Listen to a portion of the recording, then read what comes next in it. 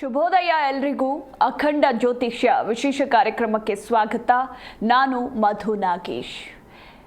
ವೀಕ್ಷಕರೇ, ಇವತ್ತಿನ ನಮ್ಮ ಕಾರ್ಯಕ್ರಮದಲ್ಲಿ ಮನೆಯಲ್ಲಿ ಯಾವ ರೀತಿ ಶಾಂತಿ ನೆಲೆಸಿರಬೇಕು, ಹಾಗೆ ಪ್ರತಿನಿತ್ಯ ಒಂದಲ್ಲ ಒಂದು ಕಿರಿಕಿರಿಯಿಂದ ಸಾಕಷ್ಟು ಮಂದಿ ನೋವನ್ನು ಅನುಭವಿಸ್ತಾ ಇರ್ತಾರೆ. ಅಂದರೆ ನೆಮ್ಮದಿ ಇರೋದಿಲ್ಲ, ಎಷ್ಟೇ ದುಡಿದ್ರೂ ಕೂಡ ಮನೆಯಲ್ಲಿ ಶಾಂತಿ ಅನ್ನೋದಿರೋದಿಲ್ಲ. ಸೊ ಹೀಗಾಗಿ ಮನೆಯಲ್ಲಿ ಪದೇ ಪದೇ ಜಗಳ ಬರ್ತಾ ಇರೋದು ಯಾಕೆ, ಹಾಗೆ ಮನೆಯ ಬಾಗಿಲು ಯಾವ ದಿಕ್ಕಿನಲ್ಲಿರಬೇಕು, ಮನೆಯಲ್ಲಿ ವಿಶೇಷವಾಗಿ ಯಾವ ದೇವರ ಆರಾಧನೆಯನ್ನು ಮಾಡಬೇಕು ಅನ್ನೋದರ ಕುರಿತಾಗಿ ಸಂಪೂರ್ಣ ಮಾಹಿತಿಯನ್ನು ತಿಳಿಸಿಕೊಡೋದಕ್ಕೆ ಇವತ್ತು ಎಂದಿನಂತೆ ನನ್ನ ಜೊತೆ ಗುರೂಜಿ ಇದ್ದಾರೆ. ಅವರು ಇವತ್ತು ಝೂಮ್ನಲ್ಲಿ ಜಾಯ್ನ್ ಆಗಿದ್ದಾರೆ. ಅವರನ್ನ ಬರಮಾಡಿಕೊಳ್ಳೋಣ. ಪ್ರಖ್ಯಾತ ಜ್ಯೋತಿಷಿಗಳು ಹಾಗೆ ಮಾಂತ್ರಿಕರು ಆಗಿರುವಂತಹ ಶ್ರೀನಿಧಿ ಹೊಳ್ಳ ಗುರೂಜಿ ಅವರಿದ್ದಾರೆ. ಗುರೂಜಿ ನಮಸ್ಕಾರ, ಕಾರ್ಯಕ್ರಮಕ್ಕೆ ಆತ್ಮೀಯ ಸ್ವಾಗತ. ನಮಸ್ತೆ ಗುರೂಜಿ, ನಾನು ಹೇಳ್ತಾ ಇದ್ದೆ, ಮನೆಯಲ್ಲಿ ಶಾಂತಿ ಅನ್ನೋದು ಬಹಳ ಬಹಳ ಇಂಪಾರ್ಟೆಂಟ್ ಆಗುತ್ತೆ. ಅಂದರೆ ಹೊರಗಡೆಯಿಂದ ಎಷ್ಟೇ ಕಿರಿಕಿರಿ ಅನುಭವಿಸಿ, ಕಚೇರಿಗಳಲ್ಲಿ ಎಷ್ಟೇ ನಾವೇನು ಸ್ಟ್ರೆಸ್ ಅಂತ ಕರಿತೀವಿ ಅದನ್ನೆಲ್ಲ ಅನುಭವಿಸಿ ಮನೆಗೆ ಹೋಗಿದ ತಕ್ಷಣ ನಮಗೆ ನೆಮ್ಮದಿ ಸಿಗಬೇಕು, ಶಾಂತಿ ಇರಬೇಕು. ಆದರೆ ಸಾಕಷ್ಟು ಮಂದಿ ಮನೆಗೆ ಹೋಗೋದೇ ಬೇಡಪ್ಪ, ಮನೆಗೆ ಹೋದರೆ ಇನ್ನೂ ಮನಸ್ಸಿಗೆ ನೆಮ್ಮದಿ ಹಾಳಾಗುತ್ತೆ ಅಂತಲೇ ಹೇಳೋರು ಇರ್ತಾರೆ. ಸೊ ಹೀಗಾಗಿ ಮನೆ ಅಂದ ತಕ್ಷಣ ಯಾವ ರೀತಿ ಇರಬೇಕು ಅಂತ ನೀವು ಹೇಳ್ತೀರಾ ಗುರುಜಿ? ಮನೆ ಅನ್ನುವಂಥದ್ದು ಇದನ್ನ ಈ ಅವಯವಗಳು ಅಂತ ಹೇಳಿದ್ರೆ, ಈಗ ನಮ್ಮ ಕಣ್ಣು ಇಲ್ಲೇ ಇರಬೇಕು, ಹಾಗೆ ಮೂಗು ಇಲ್ಲೇ ಇರಬೇಕು, ಕಿವಿ ಅನ್ನುವಂಥದ್ದು ಇಲ್ಲೇ ಇರಬೇಕು ಅನ್ನುವಂಥದ್ದು ಹೇಗಿದೆಯೋ ಹಾಗೆ ಮನುಷ್ಯನ ಆಲಯ ಅಂತ ಹೇಳಿದ್ರೆ ಮನುಷ್ಯ ವಾಸ ಮಾಡುವಂತಹ ಜಾಗವನ್ನ ಮನುಷ್ಯಾಲಯ ಅಂತ ಹೇಳಿ ಹೇಳ್ತಾರೆ. ಆ ಮನುಷ್ಯಾಲಯದಲ್ಲಿ ಹೇಳಿದ್ದಾರೆ, ಒಂದೊಂದು ವಸ್ತುಗಳು ಎಲ್ಲೆಲ್ಲಿ ಇರಬೇಕು ಅನ್ನುವಂಥದ್ದು ಇದೆಯೋ ಅಲ್ಲೇ ಇರಬೇಕು. ವಿಶೇಷವಾಗಿ ಸಾಮಾನ್ಯವಾಗಿ ನೋಡುವಾಗ ಪೂರ್ವ ದಿಕ್ಕು ಅತಿ ಶುಭಕರವಾಗಿರ್ತಕ್ಕಂಥ ವಿಷಯಗಳು ಅಂತ ಹೇಳಿ. ಯಾಕೆ ಅಂತ ಕೇಳಿದ್ರೆ, ಪೂರ್ವದಿಂದ ಸೂರ್ಯ ಹುಟ್ಟಿದಾಗ ಮನೆಯ ಒಳಭಾಗದಲ್ಲಿ ಸೂರ್ಯನ ಕಿರಣಗಳೆಲ್ಲ ಹೋಗುವಂಥದ್ದು, ಹಾಗೆ ಆ ಅಶ್ವಿನಿ ದೇವತೆಗಳು ಓಡಾಡುವಂತಹ ಸಂದರ್ಭದಲ್ಲಿ ಆ ಸೂರ್ಯನ ಕಿರಣಗಳಿಗೆ ವಿಶೇಷವಾಗಿರ್ತಕ್ಕಂಥ ಶಕ್ತಿಗಳಿರ್ತದೆ, ಅದು ಮನೆಯ ಮೇಲೆ ಬೀಳ್ಬೇಕು ಅನ್ನುವಂಥದ್ದು ಒಂದು ಶಾಸ್ತ್ರದಲ್ಲಿ ಹೇಳಿದ್ದಾರೆ. ಹಾಗಾಗಿ ಈ ವಾಸ್ತು ಅನ್ನುವಂಥದ್ದು ಅತಿ ಪ್ರಾಮುಖ್ಯವನ್ನ ಹೊಂದದೆ. ಒಂದು ಭೂಮಿಯ ವಾಸ್ತು ಅನ್ನುವಂಥದ್ದು ಬೇರೆ, ಭೂಮಿಗೆ ಭೂಮಿಯನ್ನ ತೆಗೆದುಕೊಳ್ಳುವಂತಹ ಸಂದರ್ಭದಲ್ಲಿ ಭೂವಾಸ್ತುವನ್ನ ನೋಡ್ಬೇಕಾಗ್ತದೆ. ನಂತರದಲ್ಲಿ ಆಲಯ ನಿರ್ಮಾಣ ಅಂತ ಹೇಳಿ, ಆಲಯ ಅಂತ ಹೇಳಿದ್ರೆ ವಾಸ ಮಾಡುವಂತಹ ಮನೆಯ ನಿರ್ಮಾಣ ಅಂತ ಹೇಳಿ, ಆ ಮನೆಯನ್ನ ನಿರ್ಮಾಣ ಮಾಡುವಂತಹ ಸಂದರ್ಭದಲ್ಲಿ ಆಯವನ್ನ ಗಣನೆಗೆ ತೆಗೆದುಕೊಳ್ಬೇಕಾಗ್ತದೆ. ಯಜಮಾನನ ನಕ್ಷತ್ರಕ್ಕೆ ಅನುಗುಣವಾಗಿ ಕೆಲವೊಂದು ಚಿಂತನೆಗಳನ್ನ ಮಾಡಿ ಯಾವಾಗ ಆ ವಸ್ತುಸ್ಥಿತಿ ಅನ್ನುವಂಥದ್ದು ಸರಿಯಾಗಿರ್ತದೆ, ಮನೆಯಲ್ಲಿ ಸುಖಕರವಾಗಿರ್ತಕ್ಕಂಥ ಜೀವನ ಇರ್ತದೆ ಅಂತ ಹೇಳಿ. ಈಗ ಒಂದು ದಕ್ಷಿಣಕ್ಕೆ ಬಾಗಿಲಿರುವಂತಹ ಕೆಲವೊಂದು ಮನೆಯನ್ನ ನೋಡಿದಾಗ ಏನಾಗ್ತದೆ, ಅವರಲ್ಲಿ ವಿಶೇಷವಾಗಿ ಈ ಆರೋಗ್ಯ ಸಂಬಂಧಿತವಾಗಿರ್ತಕ್ಕಂಥ ಸಮಸ್ಯೆಗಳು, ಹಾಗೆ ಈ ಸ್ತಂಭನ ಅಂದ್ರೆ ಈ ಎಲ್ಲೋ ಉಸಿರು ಕಟ್ಟದಾಗ ಆಗೋದು, ಅದ್ರ ಮನೆಯಲ್ಲಿ ಇರ್ಲಿಕ್ಕೆ ತುಂಬಾ ಒಂಥರ ಹೆದರಿಕೆ ಆಗೋದು, ಮನೆಯಿಂದ ಹೊರಗಡೆ ಹೋಗೋಣ ಅಂತ ಅನ್ಸುವಂಥದ್ದು, ಇದೆಲ್ಲವೂ ಸಮೇತ ಒಂದೊಂದು ಸಣ್ಣ ಇಟ್ಟಿಗೆ ಮನೆಯ ಹೊರಭಾಗದಲ್ಲಿ ಒಂದು ಅಡಿಯನ್ನ ಎತ್ತರ ಮಾಡಿದ್ರು ಸಮೇತ ಕೆಲವೊಂದು ದೋಷಾದಿಗಳನ್ನ ಈ ವಾಸ್ತುಶಾಸ್ತ್ರದಲ್ಲಿ, ಅರ್ಥಾತ್ ಮನುಷ್ಯಾಲಯನ ನಿರ್ಮಾಣ ಮಾಡುವಂತ ಸಂದರ್ಭದಲ್ಲಿ ಶಾಸ್ತ್ರಕಾರರು ನಮಗೆ ಕೊಟ್ಟಿದ್ದಾರೆ. ಇವತ್ತಿನ ದಿನ ಬಹು ಮಹಡಿ ಕಟ್ಟಡಗಳೆಲ್ಲ ಸುಮಾರಷ್ಟಾಗಿದೆ, ಆದ್ರೆ ಹಿಂದಿನ ಕಾಲದಲ್ಲಿ ಯಾವತ್ತೂ ಹಾಗಿರ್ಲಿಲ್ಲ. ಒಂದು ಭೂಮಿಯಲ್ಲಿ ಒಂದೇ ಮನೆ, ಆ ಮನೆಯಲ್ಲಿ ಆ ಕುಟುಂಬದವರು ಮಾತ್ರ ವಾಸ ಮಾಡ್ತಿದ್ದಿದ್ದು. ಆದ್ರೆ ಇವತ್ತಿನ ಕಾಲಘಟ್ಟದಲ್ಲಿ ಏನಾಗಿದೆ, ಈಗ ಒಂದು ದೊಡ್ಡ ಅಪಾರ್ಟ್ಮೆಂಟ್ ಅಂತ ಗಣನೆಗೆ ತಗೊಳ್ಳುವ, ಇವತ್ತು ಜನಸಂಖ್ಯೆ ಎಲ್ಲ ಜಾಸ್ತಿ ಆಗಿದೆ, ಅವರು ಅದಕ್ಕೆ ಉಪಾಯಕ್ಕೋಸ್ಕರವಾಗಿ ಏನನ್ನೂ ಮಾಡಿರಬಹುದು. ಆದ್ರೆ ಅದೆಲ್ಲ ಏನಾಗ್ತದೆ ಕೇಳಿದ್ರೆ ಅನರ್ಥಗಳಾಗ್ತಾ ಹೋಗ್ತದೆ. ನಮಗೆ ಅನುಕೂಲ ಆಗ್ಬೋದು, ಆದ್ರೆ ನಾವು ಶಾಸ್ತ್ರವನ್ನ ಬಿಟ್ಟಾಗ ತತ್ ಪರಿಣಾಮಗಳನ್ನ ನಾವು ಅನುಭವಿಸ್ಬೇಕು ಅನ್ನುವಂಥದ್ದು ಇರ್ತದೆ. ಹಾಗಾಗಿ ಕೆಲವೊಂದು ಸಮಸ್ಯೆಗಳು ಬರ್ತದೆ. ಮತ್ತೆ ಇನ್ನೊಂದು, ಮನೆಯಲ್ಲಿ ಒಂದು ಮನೆಯ, ಈಗ ಯಾರಿಗೆ ಮನೆಯಲ್ಲಿ ಸಮಸ್ಯೆ ಇದೆ ಅಂದ್ರೂ ಕೂಡಲೇ ನಾನು ಈ ತರ ದಕ್ಷಿಣದಲ್ಲಿ ಈ ತರದ್ದೇನೋ ಒಂದು ಮಾಡಿ, ಅಥವಾ ಪಿರಮಿಡ್ ಇಡಿ, ಈ ತರದ್ದೇನೋ ಒಂದು ಹೇಳಿದೆ ಅಂತ ಇಟ್ಕೊಳ್ಳಿ, ಆಯ್ತು, ಎಲ್ಲಾರ ಮನೆಯಲ್ಲೂ ಹಾಗೆ ಮಾಡ್ತಾರೆ. ಆದ್ರೆ ಒಬ್ಬೊಬ್ರು ಮನೆಯ ಚಿಂತನೆಯನ್ನ ಮಾಡಿ ಅವರಿಗೆ ಪರಿಹಾರವನ್ನು ಕೊಡುವಂಥದ್ದು ಸೂಕ್ತದೆ. ಆಗ ಸುಖವಾಗಿರ್ತಕ್ಕಂಥ ಜೀವನವನ್ನ ನಡೆಸಲಿಕ್ಕೆ ಸಾಧ್ಯ ಆಗ್ತದೆ. ಗುರುಜಿ, ಒಂದು ವೇಳೆ ಅಂದ್ರೆ ಈಗ ಮನೆ ಕಟ್ಟಿಬಿಟ್ಟಿರ್ತಾರೆ, ತದನಂತರ ಯಾರೋ ಬಂದು ಹೇಳ್ತಾರೆ ಮನೆಯ ವಾಸ್ತು ಸರಿ ಇಲ್ಲ ಅಂತ. ಸೊ ಅಂಥವರು ಈಗ ಮನೆಯನ್ನ ಕೆಡವಿ ಮತ್ತೆ ಕಟ್ಸೋದಕ್ಕೆ ಆಗೋದಿಲ್ಲ. ಸೊ ಏನು ಮಾಡಬೇಕು, ಅದಕ್ಕೆ ಪರಿಹಾರಗಳೇನು ಅಂತ? ಪರಿಹಾರಗಳು ಅಂತ ಹೇಳಿದ್ರೆ ಮನೆಯನ್ನ ಕಟ್ಸಿ ಆದ್ಮೇಲೆ ನಾವು ನೋಡುವಂತದ್ದು ಅತಿ ತಪ್ಪು. ಒಂದ್ಸಲಿ ವಾಸ್ತು ಅನ್ನುವಂಥದ್ದನ್ನ ನೋಡಿ ಆಲಯ ನಿರ್ಮಾಣ ಮಾಡಿ ಆ ಒಂದು ವಿಶ್ವಕರ್ಮನಿಂದ ಮನೆಯನ್ನ ಬಿಡಿಸಿಕೊಂಡು ಗೃಹ ಪ್ರವೇಶವನ್ನ ಮಾಡಿದ ಆದ್ಮೇಲೆ ಆ ಮನೆಯನ್ನ ಮತ್ತೆ ಒಡೆದ್ರೆ ವಾಸ್ತು ಹೋಗ್ತದೆ ಅನ್ನುವಂಥದ್ದಿದೆ. ಆದ್ರೆ ಇಲ್ಲ ಸ್ವಾಮಿ, ನಾನು ಒಡೆದು ಕಟ್ತೇನೆ ಅನ್ನೋದಾದ್ರೆ ಅದಕ್ಕೆ ಸಣ್ಣ ರೀತಿಯಾಗಿರ್ತಕ್ಕಂಥ ಪರಿಹಾರಗಳನ್ನ ಮಾಡ್ಕೊಂಡ್ರೆ ಆಗ್ತದೆ. ಇಲ್ಲ ಅಂದ ಪಕ್ಷದಲ್ಲಿ ಕೆಲವೊಂದು ವಸ್ತುಗಳನ್ನ ವಿಶೇಷವಾಗಿ ಹೇಳುವುದಾದ್ರೆ ಅದಕ್ಕೆ ಸಂಬಂಧಿತವಾಗಿರ್ತಕ್ಕಂತಹ ಯಂತ್ರಾದಿಗಳನ್ನ ಎಲ್ಲಿ ವಾಸ್ತು ದೋಷ ಅನ್ನುವಂಥದ್ದಿದೆಯೋ ಆ ದೋಷವನ್ನ ನಾವು ವಿಭಾಗ ಮಾಡ್ತೇವೆ. ಆ ವಿಭಾಗ ಮಾಡಿದಾಗ ಯಾವ ಜಾಗದಲ್ಲಿ ಯಾವ ದೇವತೆಯ ಆ ಸ್ಥಾನ ಅನ್ನುವಂಥದ್ದಿದೆಯೋ ಆ ದೇವತೆಯ ಆರಾಧನೆಯನ್ನ ಅಥವಾ ವಾಸ್ತು ಶಾಂತಿಗಳನ್ನ ಮಾಡುವಂತದ್ರಿಂದ ಇರುವಂತಹ ದೋಷಗಳು ಕಮ್ಮಿ ಆಗ್ತಾ ಬರ್ತದೆ. ಆದ್ರೆ ಹೋಗುದು ಪೂರ್ಣ ಪರಿಹಾರ ಆಗ್ಬೇಕು ಅಂದ್ರೆ ಸರಿ ಮಾಡ್ಕೊಳ್ಳೇಬೇಕು. ಅರ್ಥಾತ್ ನಮ್ ದೇಹದಲ್ಲಿ ಇಲ್ಲೆಲ್ಲೋ ಆಪರೇಷನ್ ಆಗ್ಬೇಕಂದ್ರೆ ಆಗ್ಲೇಬೇಕು. ಸ್ವಾಮಿ ಸದ್ಯಕ್ಕೆ ಏನಾರು ಮಾಡಿ ಅಂದ್ರೆ ಸ್ವಲ್ಪ ತೈಲ ಹಚ್ಬೋದು, ಪೂರ ಪರಿಹಾರ ಆಗುದಿಲ್ಲ. ಪೂರ ಹಾಕ್ಬೇಕಂದ್ರೆ ಅದು ಸರಿ ಮಾಡೋದು ಮಾಡ್ಲೇಬೇಕು. ಆದ್ರೆ ಇವತ್ತಿನ ಕಾಲಘಟ್ಟದಲ್ಲಿ ಏನಾಗ್ತಿದೆ, ನಿಮ್ದು ವಾಸ್ತು ದೋಷ ಇದೆಯಾ, ಇದನ್ನ ಇಟ್ಟರು ಕೂಡಲೇ ಸರಿ ಆಗ್ತದೆ ಅನ್ನುವಂತ ಭಾವನೆಗೆ ಬಂದ್ಬಿಟ್ಟಿದ್ದಾರೆ. ಅದು ಸತ್ಯಕ್ಕೆ ದೂರವಾಗಿರ್ತಕ್ಕಂಥ ಮಾತುಗಳು ಅನ್ನುವಂಥದ್ದು ನನ್ನ ಅಭಿಪ್ರಾಯ. ಇನ್ನು ಗುರುಜಿ, ಮನೆ ಕಟ್ಟಿಸುವಂತಹ ಸಂದರ್ಭದಲ್ಲಿ ಅಡುಗೆ ಮನೆ ವಿಶೇಷವಾಗಿ ಇದೇ ದಿಕ್ಕಿನಲ್ಲಿರಬೇಕು, ಹಾಗೆ ದೇವರ ಕೋಣೆ ಇದೇ ದಿಕ್ಕಿನಲ್ಲಿರಬೇಕು ಅಂತ ಹೇಳ್ತಾರೆ. ಸೊ ಇದು ಯಾಕೆ ಅಂತ? ಇಲ್ಲಿ ಏನಾಗ್ತದೆ ಅಂತ ಕೇಳಿದ್ರೆ ಎಲ್ಲರಿಗೂ ಗೊತ್ತಿದೆ, ಇದು ಕುಬೇರ ಮೂಲೆಯಲ್ಲಿ ದುಡ್ಡನ್ನ ಇಡಬೇಕು, ನಂತರದಲ್ಲಿ ದೇವ ಮೂಲೆಯಲ್ಲಿ ದೇವರನ್ನ ಇಡಬೇಕು ಅಂತ ಹೇಳಿ. ಈಗ ಈ ಶಕ್ತಿ ಅನ್ನುವಂಥದ್ದು ಈಶಾನ್ಯ ಭಾಗದಿಂದ ಬಂದು ಈ ಆಗ್ನೇಯ ಭಾಗದಲ್ಲಿ ನಿವೃತ್ತಿ ಆಗುವಂಥದ್ದು ಅಂತ ಹೇಳಿದ್ರೆ ಹೋಗುದಂತ ಹೇಳಿದ್ರೆ, ಒಂದು ನೀರನ್ನು ನಾವೀಗ ಇಲ್ಲಿಂದ ಬಿಟ್ಟಾಗ ಆ ನೀರನ್ನುವಂಥದ್ದು ಆ ದಿಕ್ಕುಗಳು ಬದಲಾವಣೆಯು ಇದ್ದಿರಬಹುದು. ಈ ಒಂದು ಭಾಗದಿಂದ ಬಂದಂತ ಫ್ಲೋ ಅನ್ನ ನಾವ್ ಇನ್ನೊಂದು ಭಾಗದಲ್ಲಿ ತಡೆದು ನಿಲ್ಲಿಸ್ಬೇಕು, ಆಗ ನಮ್ಮಲ್ಲಿ ಉಳಿತದೆ ಅಂತ ಹೇಳಿ. ಈಗ ಬರುವಂತ ರಸ್ತೆಯನ್ನೇ ನಾವು ಕ್ಲೋಸ್ ಮಾಡಿಕೊಂಡು ಇನ್ನ ಉಳಿಯುವಂತ ಜಾಗದಲ್ಲಿ ಓಪನ್ ಮಾಡಿಟ್ಬಿಟ್ರೆ ಏನಾಗ್ತದೆ, ಎಲ್ಲ ಸಂಪತ್ತು ಅನ್ನುವಂಥದ್ದು ಹೋಗಿ ಬಿಡ್ತದೆ. ಹಾಗಾಗಿ ಆ ಮನೆಯಲ್ಲಿ ಯಾವ ರೀತಿ, ಯಾಕಂದ್ರೆ ಒಂದೇ ಚಿಂತನೆಯಲ್ಲಿ ನಾವು ಹೇಳಲಿಕ್ಕೆ ಬರುದಿಲ್ಲ. ಅದಕ್ಕೆ ಹೇಳಿದ್ದು ಆಯಾ ಮನುಷ್ಯನ ಯಾರು ವಾಸ ಮಾಡ್ತಾ ಇದ್ದಾರೆ ಅದನ್ನ ಚಿಂತನೆ ಮಾಡಿ ಆ ವಾಸ್ತುವಿನ ಸ್ಥಿತಿಗತಿಗಳನ್ನ ವಿಮರ್ಶೆ ಮಾಡಬೇಕೇ ಹೊರತು ಒಂದೇ ರೀತಿಯಾಗಿ ಮಾಡ್ಲಿಕ್ಕೆ ಬರುದಿಲ್ಲ. ಈ ಕುಬೇರ ಮೂಲೆಯಲ್ಲಿ ನಾವು ಕಿಟಕಿಗಳನ್ನೆಲ್ಲ ಇಡಬಾರ್ದು. ಯಾಕೆ ಅಂತ ಕೇಳಿದ್ರೆ ಅಲ್ಲಿಂದ ಆ ಶಕ್ತಿ ಅನ್ನುವಂಥದ್ದು ಪಾಸ್ ಆಗ್ತಾ ಇರ್ತದೆ ಅಂತ ಹೇಳಿದ್ರೆ ಹೊರ ಹೋಗ್ತಾ ಇರ್ತದೆ. ಹಾಗಾಗಿ ಅವುಗಳನ್ನ ಅಲ್ಲಿ ತಡೆದು ನಿಲ್ಲಿಸುವಂತ ಕೆಲಸ ಆಗ್ಬೇಕು. ಮತ್ತೆ ಇನ್ನು ಕೆಲವೊಂದು ಭಾಗದಲ್ಲಿ ಮಲಿನತೆ ಆಗ್ಬಾರ್ದು ಅಂತ ಇರ್ತದೆ, ಇನ್ ಕೆಲವು ಭಾಗದಲ್ಲಿ ಅಗ್ನಿಯನ್ನ ಇಡಬಾರ್ದು ಅಂತ ಇರ್ತದೆ. ಈಗ ನೀವು ಹಣ ಇಡುವಂತ ಜಾಗದಲ್ಲಿ ಅಗ್ನಿಯನ್ನ ಇಟ್ರೆ ಏನಾಗ್ತದೆ, ಎಲ್ಲ ಸುಟ್ಟೋಗ್ತದೆ.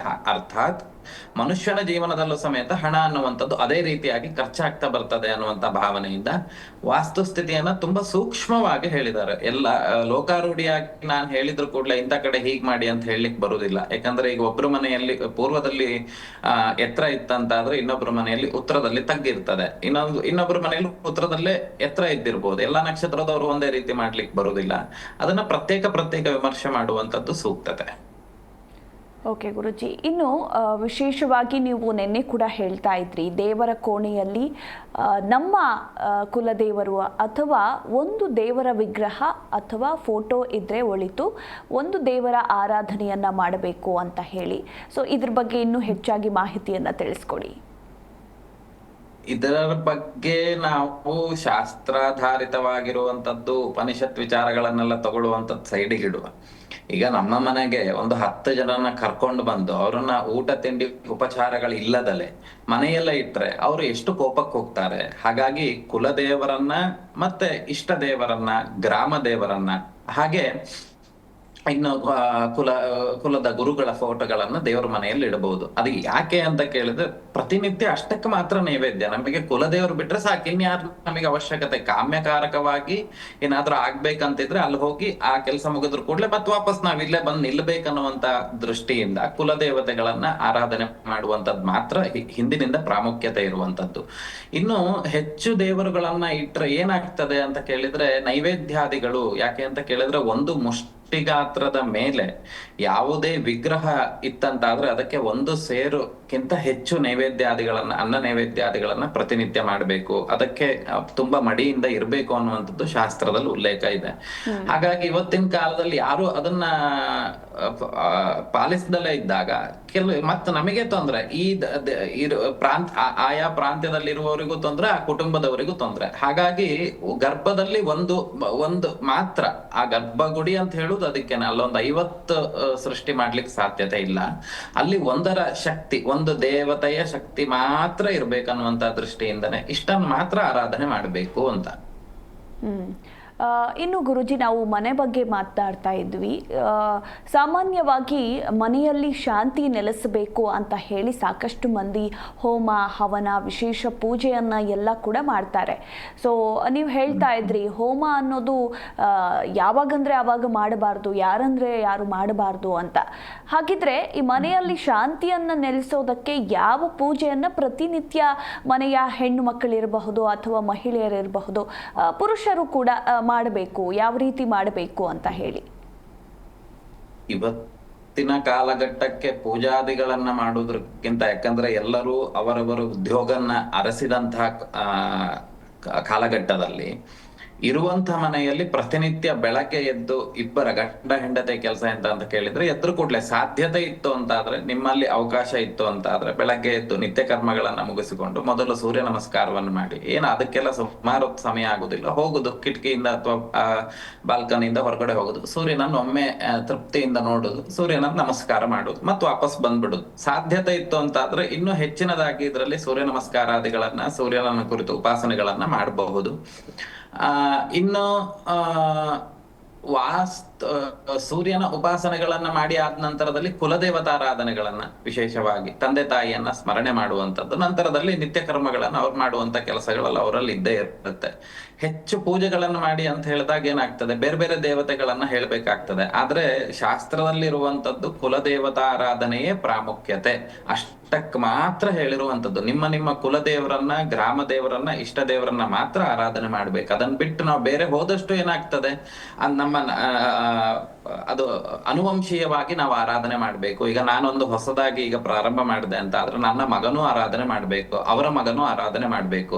ಅದನ್ನ ಮಧ್ಯಕ್ಕೆ ಬಿಟ್ರೆ ಏನಾಗ್ತದೆ, ಮತ್ತೆ ಆ ದೇವತಾ ಕೋಪಗಳು ಬರ್ತದೆ. ಅದನ್ನ ನಾವು ಪರಿಹಾರಾದಿಗಳನ್ನ ಮಾಡ್ಕೊಳ್ಬೇಕು. ಹಾಗಾಗಿ ಬೇರೆ ವಿಚಾರಗಳನ್ನೆಲ್ಲ ಬಿಟ್ಟು ಸ್ವಲ್ಪ ಮನೆಯಲ್ಲಿ ದೇವತಾ ಕೆಲಸಗಳನ್ನ ಅಥವಾ ಶುಭವಾಗಿರ್ತಕ್ಕಂಥ ಸುದ್ದಿಗಳನ್ನ, ಮತ್ತೆ ಇನ್ನು ದೇವರ ಸ್ತೋತ್ರಗಳನ್ನ, ಹಿಂದಿನ ಕಾಲದಲ್ಲಿ ನೀವೆಲ್ಲ ಕೇಳಿರಬಹುದು, ಭಜನೆಗಳನ್ನೆಲ್ಲ ಮಾಡ್ತಾ ಇದ್ರು. ಯಾಕೆ ಅಂತ ಕೇಳಿದ್ರೆ, ಪ್ರತಿನಿತ್ಯವೂ ಎಷ್ಟು ದೇವರ ಸೇವೆಗಳನ್ನ ಭಜನೆಗಳನ್ನ ಮಾಡ್ತೇವೆ, ನಮ್ಮ ಸುತ್ತ ಆ ಒಂದು ಎನರ್ಜಿ ಲೆವೆಲ್ ಅನ್ನುವಂಥದ್ದು ಬೆಳೀತದೆ. ಹೇಗೆ ದೇವಸ್ಥಾನಕ್ಕೆ ಹೋದಾಗ ನಮ್ಮ ಮನಸ್ಸಿಗೆ ಕಿರಿಕಿರಿ ಆಗುದಿಲ್ವೋ, ಅದೇ ರೀತಿಯಾಗಿ ಮನೆಯಲ್ಲೂ ಅದೇ ರೀತಿಯಾಗಿರ್ಬೇಕು ಅಂತ ಆದ್ರೆ ನಾವು ಅಷ್ಟೇ ದೇವತಾ ಕೆಲಸಗಳನ್ನ ಮಾಡ್ಬೇಕು. ಉದ್ಯೋಗ ಊಟ ತಿಂಡಿಗಳನ್ನ ಬಿಟ್ಟು ಮಾಡ್ಬೇಕು ಅನ್ನುವಂತ ಉದ್ದೇಶ ನಂದಲ್ಲ. ಇರುವಷ್ಟು ನಿಮ್ಮನ್ನ ನೀವು ಭಗವಂತನಿಗೆ ಸಮರ್ಪಣೆ ಮಾಡ್ಕೊಳ್ಳಿ, ಖಂಡಿತವಾಗ್ಲೂ ನೆಮ್ಮದಿಕರವಾಗಿರ್ತಕ್ಕಂಥ ಜೀವನವನ್ನ ಭಗವಂತ ಕೊಡ್ತಾನೆ. ತೋರ್ಪಡಿಕೆಗೆ ಯಾವುದನ್ನೂ ಮಾಡ್ಲಿಕ್ಕೆ ಹೋಗುದು ಬೇಡ. ಭಗವಂತನಿಗೆ ನೀವು ಶುದ್ಧವಾಗಿರ್ತಕ್ಕಂಥ ಭಕ್ತಿ ಬಿಟ್ರೆ, ಯಾವುದೇ ರೀತಿ ಹೂವು ಅಥವಾ ವೈಭವವಾಗಿರ್ತಕ್ಕಂಥ ಪೂಜೆ ಪುನಸ್ಕಾರಾದಿಗಳನ್ನ ಭಗವಂತ ಕೇಳುವುದಿಲ್ಲ. ನಿಷ್ಕಲ್ಮಶವಾಗಿರ್ತಕ್ಕಂಥ ಭಕ್ತಿ ಮಾತ್ರ ಭಗವಂತ ಒಲಿಯೋದು. ಹಾಗಾಗಿ ನೀವೆಲ್ಲರೂ ಅದೇ ಕೆಲಸವನ್ನು ಮಾಡಿ, ಬೇರೆ ಏನು ಬೇಡ. ಓಕೆ ಗುರುಜಿ, ಒಬ್ರು ಕಾಲರ್ ಇದ್ದಾರೆ, ಮಾತಾಡ್ಸೋಣ. ಹಲೋ. Hello madam. ನಮಸ್ತೆ ಸರ್, ನಿಮ್ಮ ಹೆಸರು? ನಮ್ಮ ಹೆಸರು ಮಾಂತೇಶ್ ಅಂತ ಮೇಡಮ್. ಓಕೆ, ಎಲ್ಲಿಂದ ಕರೆ ಮಾಡಿದ್ದೀರಾ? ನಾವು ಹಾವೇರಿಯಿಂದ ಮೇಡಮ್. ಯಾರ ಬಗ್ಗೆ ಕೇಳಬೇಕಿತ್ತು? ನನ್ನ ಬಗ್ಗೆನೇ ಕೇಳಬೇಕಾಯ್ತು ಮೇಡಮ್. ಓಕೆ, ನಿಮ್ಮ ಡೇಟ್ ಆಫ್ ಬರ್ತ್ ಹೇಳಿ. ನನ್ನ ಡೇಟ್ ಆಫ್ ಬರ್ತ್ 1/6/1961 ಮೇಡಮ್. ಅದೇ 1/6/1961. ಓಕೆ, ಮಾತಾಡಿ, ಗುರೂಜಿ ಇದ್ದಾರೆ. ಆಯ್ತು ಹೇಳಿ ಗುರುಗಳೇ. ಏನು ಮನೆಯಲ್ಲಿ ಏನೋ ಸ್ವಲ್ಪ ಸರಿ ಇಲ್ಲ, ಆರೋಗ್ಯನೂ ಸರಿ ಇಲ್ರಿ. ಆಮೇಲೆ ಕೆಲಸ ಆರೋಗ್ಯ ವಿಚಾರದಲ್ಲಿ ಈಗ ನೀವು ಕರೆ ಮಾಡಿರುವಂತ ಸಂದರ್ಭಕ್ಕೆ ಸರಿಯಾಗಿ ರೋಗಸ್ಥಾನದಲ್ಲಿ ಈ ಶುಕ್ರ ಅನ್ನುವಂತ ಕಾಲದಿಂದ ಇರುವಂತ ಸ್ಥಾನದಿಂದ ಈ ಗುಪ್ತವಾಗಿರ್ತಕ್ಕಂತಹ ಸಮಸ್ಯೆಗಳು ಅಂತ ಹೇಳಿದ್ರೆ ಇನ್ನೊಬ್ಬರ ಹತ್ರ ನಾವು ಹೇಳಲಿಕ್ಕೆ ಸಾಧ್ಯತೆ ಇಲ್ದಲೇ ಇರುವಂತಹ ಸಮಸ್ಯೆಗಳಿಂದ ಬಳಲ್ತಿರುವಂತಹ ಲಕ್ಷಣಗಳು. ಅದರಲ್ಲಿ ಈ ಆ ವಸ್ತು ಅನ್ನುವಂಥದ್ದು ಏನಾಗ್ತಾ ಇದೆ ಅಂತ ಕೇಳಿದ್ರೆ, ಸ್ವಲ್ಪ ತೊಂದರೆಗಳಾಗುವಂಥದ್ದು ಅಥವಾ ತುಂಬಾ ನೋವುಗಳು ಬರುವಂತದ್ದು, ಊತ ಆಗುವಂಥದ್ದು, ಈ ರೀತಿ ಸಮಸ್ಯೆಗಳೆಲ್ಲ ಆಗ್ತಾ ಉಂಟು.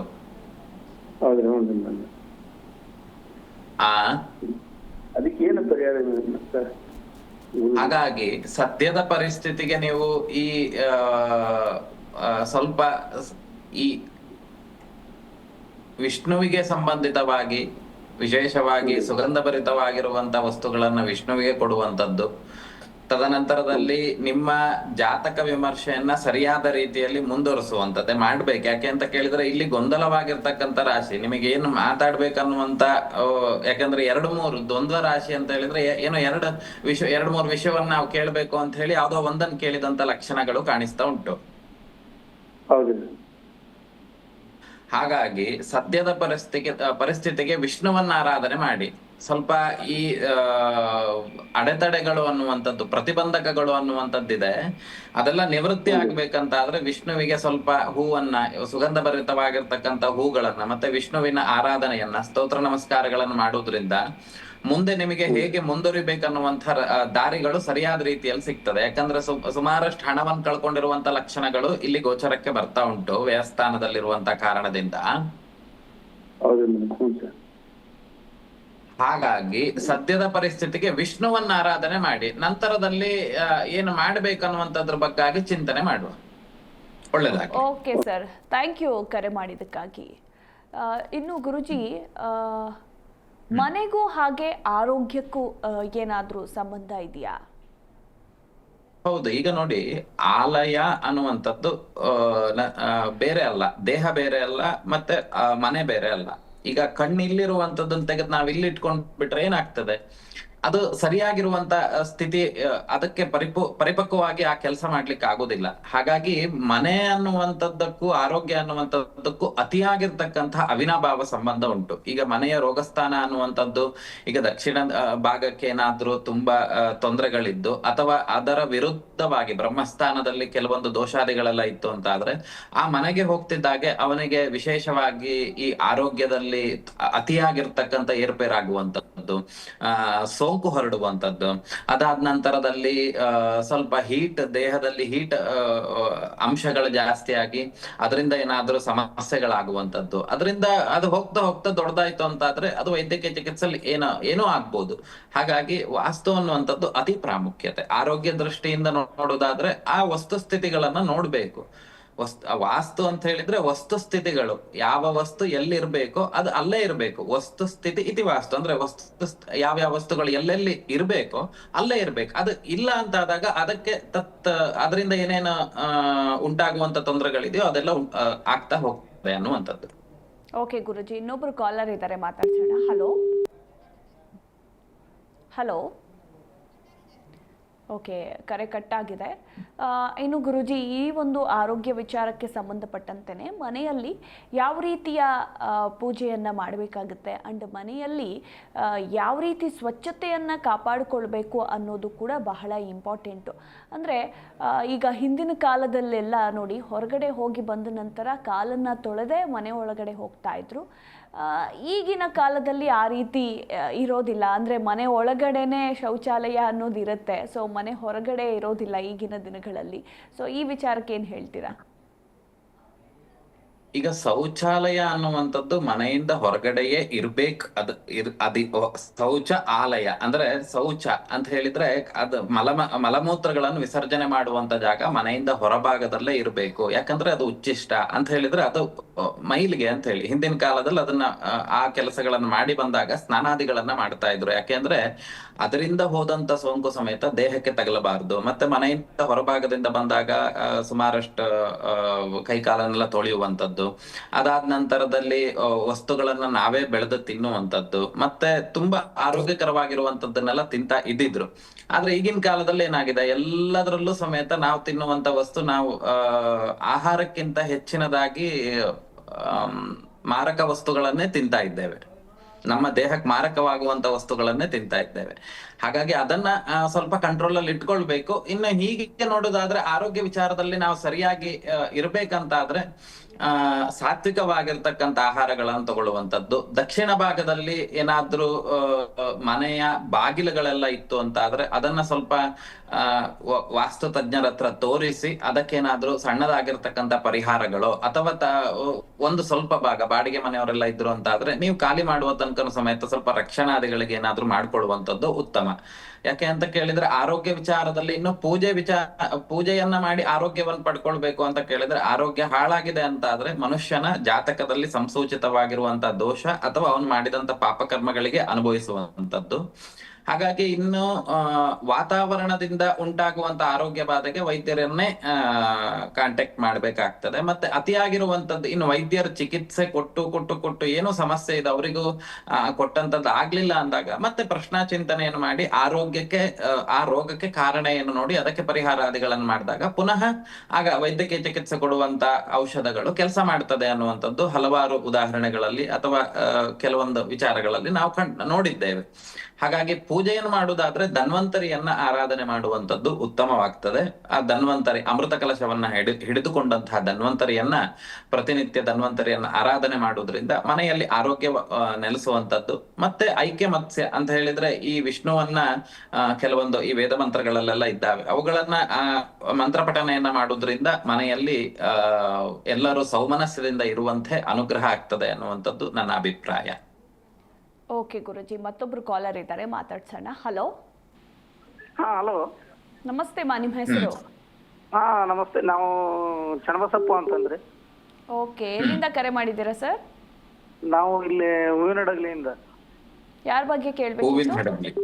ಮಗನ ಬಗ್ಗೆ ಕೇಳ್ಬೇಕಾಯ್ತು. ಅವ್ರ ಡೇಟ್ ಆಫ್ ಬರ್ತ್ ಹೇಳಿ. 14/4/2006 ರಾತ್ರಿ 9:30. 14/4/2006. ಹಾ, 2006. ಏನ್ ಕೇಳ್ಬೇಕಿತ್ತು? ಹಲೋ, ವಿದ್ಯೆ ಹೇಳಿ ಸರ್, ಮಾತಾಡಿ. ಗುರುಜಿ ನಮಸ್ತೆ. ಗುರುಜಿ ಸಮಯ. ಹಲೋ, ಹಾ ನಮಸ್ತೆ ಗುರುಜಿ. ಮಾತಾಡಿ, ನೀವು TV ಕೇಳಿಸ್ತಿದೆ, ನೋಡ್ಬೋದು, ಮಾತಾಡಿ. ಸಮಯ ಹೇಳಿ, ನಿಮ್ಮ ಮಗನ ಹುಟ್ಟಿದ ಸಮಯ. 9:30 ರೀ. 9:30. ಹಾ, ಏನ್ ಕೇಳ್ಬೇಕಿತ್ತು? ಅದ ವಿದ್ಯಾಭ್ಯಾಸ ಮತ್ತು ಆರೋಗ್ಯದ ಬಗ್ಗೆ ಕೇಳ್ಬೇಕಾಯ್ತು, ಮಗನ ಬಗ್ಗೆ. 9:30 ಬೆಳಗ್ಗೆನಾ ಸಂಜೆನಾ? ಸಂಜೆ ರೀ, ರಾತ್ರಿ. ಸಂಜೆ ಅಲ್ವಾ? ಹಾ, ಏನ್ ಕೇಳ್ಬೇಕಿತ್ತು ಅವನಿಗೆ? ವಿದ್ಯಾಭ್ಯಾಸ ಹಾಗೂ ಆರೋಗ್ಯದ ಬಗ್ಗೆ ಕೇಳ್ಬೇಕಾಯ್ತು. ವಿದ್ಯಾಭ್ಯಾಸದ ಬಗ್ಗೆ. ಹ್ಞೂ.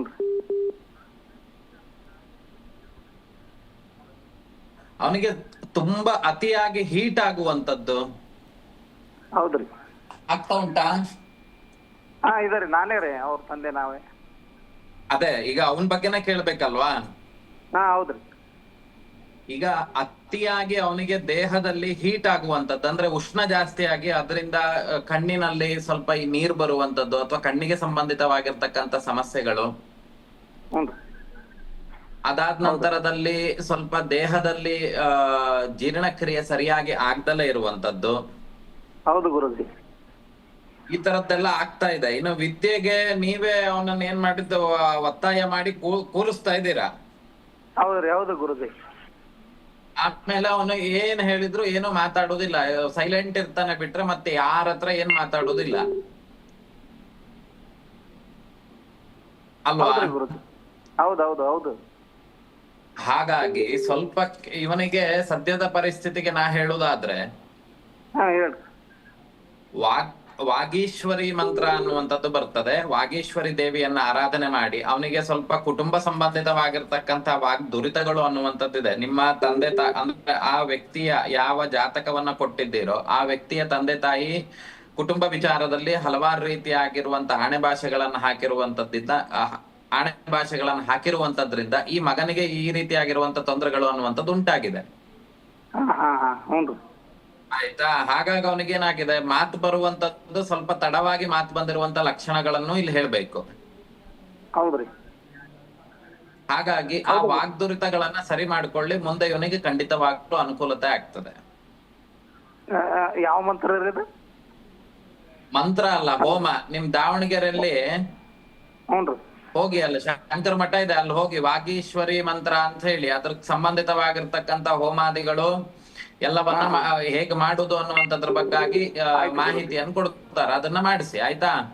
ಅಥವಾ ಯಾವ್ದಾದ್ರು ಅಲ್ಲಿನ ನಿಮ್ಮ ಹತ್ತಿರದ ಪುರೋಹಿತರನ್ನ ಸಂಪರ್ಕ ಮಾಡಿ, ಇಲ್ಲಾಂದ್ರೆ ನಮ್ಮವ್ರು ನಿಮಗೆ ಫೋನ್ ಮಾಡಿ ಅದ್ರ ಬಗ್ಗಾಗಿ ವಿಷಯವನ್ನು ತಿಳಿಸ್ತಾರೆ. ಆಯ್ತು ಗುರುಜಿ, ಆಯ್ತು. ಓಕೆ, ಥ್ಯಾಂಕ್ ಯು ಸರ್ ಕರೆ ಮಾಡಿದ್ದಕ್ಕಾಗಿ. ಇನ್ನು ಗುರುಜಿ ಕಾರ್ಯಕ್ರಮ ಮುಗಿಸುವ ಸಮಯ, ಕೊನೆಯದಾಗಿ ನಮ್ಮ ವೀಕ್ಷಕರಿಗೆ ಏನು ಹೇಳ್ತೀರಾ? ಪ್ರತಿನಿತ್ಯವೂ ಅದೇ, ನಿಮ್ಮ ನಿಮ್ಮ ಕುಲದೇವರನ್ನ ಆರಾಧನೆ ಮಾಡಿ, ಗುರುಗಳನ್ನ ಪ್ರತಿನಿತ್ಯ ಸ್ಮರಣೆ ಮಾಡಿ, ನಿಮ್ಮ ನಿಮ್ಮ ಕೆಲಸಗಳನ್ನ ಧರ್ಮ ಒಪ್ಪುವಂತ ರೀತಿಯಲ್ಲಿ ಮಾಡಿ. ಓಕೆ ಗುರುಜಿ, ಮತ್ತೆ ನಾಳೆ ಭೇಟಿ ಆಗೋಣ. ಧನ್ಯವಾದಗಳು. ವೀಕ್ಷಕರೇ, ನೋಡಿದ್ರಲ್ಲ, ಇದಾಗಿತ್ತು ಇವತ್ತಿನ ಅಖಂಡ ಜ್ಯೋತಿಷ್ಯ ವಿಶೇಷ. ನೋಡ್ತಾ ಇರಿ ಜೀ ಕನ್ನಡ ನ್ಯೂಸ್, ಸತ್ಯವೇ ಸುದ್ದಿಯ ಜೀವಾಳ.